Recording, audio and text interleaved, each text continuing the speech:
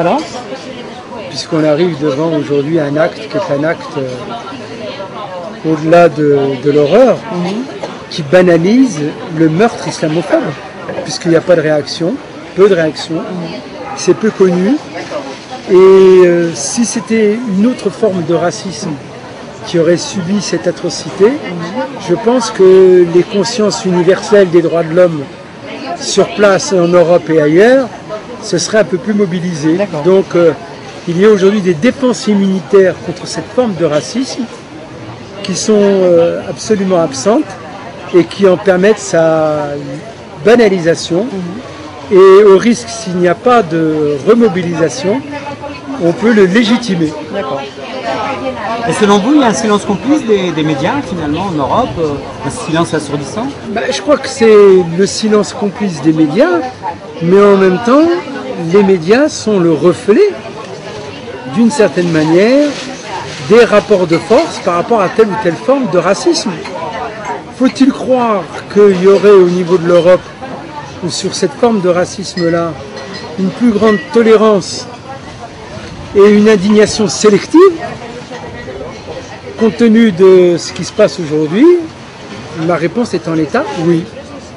Alors, où on est des vrais universels quand il s'agit de toucher la dignité humaine et de défendre les droits et libertés fondamentales, ou alors faut-il croire qu'il y aurait une hiérarchie dans les indignations par rapport à telle ou telle forme de barbarie ou de telle ou telle forme de racisme? Je crois que c'est à la fois un révélateur extrêmement inquiétant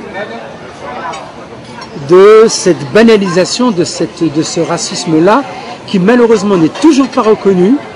Et à partir du moment où il n'est pas reconnu, il ne peut pas être combattu. Et à partir du moment où il ne peut pas être ni reconnu ni combattu, eh ben, il peut être banalisé. Et s'il n'y a pas plus de sursaut des consciences devant ce fait d'une gravité absolue, c'est la porte ouverte demain à d'autres actes identiques. Mouloud, vous êtes un précurseur Vous avez dénoncé en premier la banalisation de l'islamophobie. Est-ce que vous avez vu une évolution de la chose? Bien sûr que j'ai vu une évolution du mal. Lorsque on s'en prend à des cimetières en visant uniquement des tombes musulmanes, où on invite le sous-préfet comme seule force républicaine,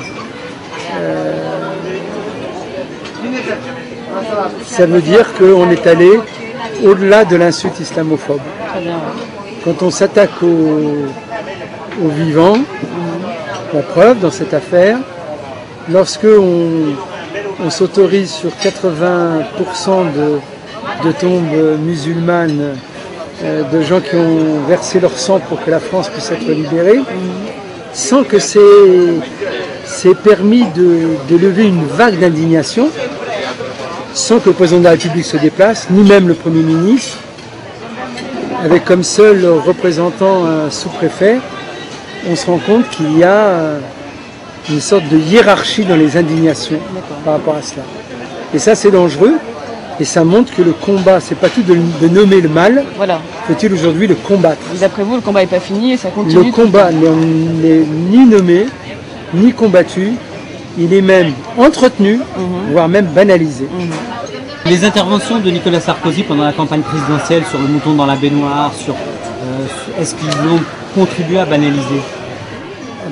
Bien sûr, tout ce qui peut concourir à l'entretien des préjugés et des stéréotypes racistes touchant les musulmans, mais soyons clairs, quand on parle de musulmans, l'islamophobie, c'est la forme de non-dit du racisme anti-arabe.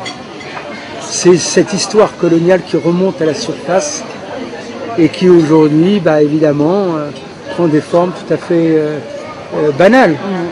Donc il ne faut pas se leurrer, c'est la continuation de ce racisme anti-arabe qui a des racines et des ramifications dans l'histoire coloniale qui se prolongent. Et aujourd'hui, il est plus facile et plus léger de se dire islamophobe au nom du combat contre l'intégrisme qui libère la parole et l'acte islamophobe et raciste. Et selon vous aussi, est-ce que derrière la laïcité, est-ce qu'on s'est servi du paravent de la laïcité pour pouvoir exprimer son islamophobie et son racisme anti-arabe? Moi je crois que certains tenants d'une laïcité sont les porteurs d'eau du racisme islamophobe. Au nom d'un intégrisme laïque, on participe d'une certaine manière à l'entretien de cette intolérance vis-à-vis de l'islam et des populations musulmanes qui la composent.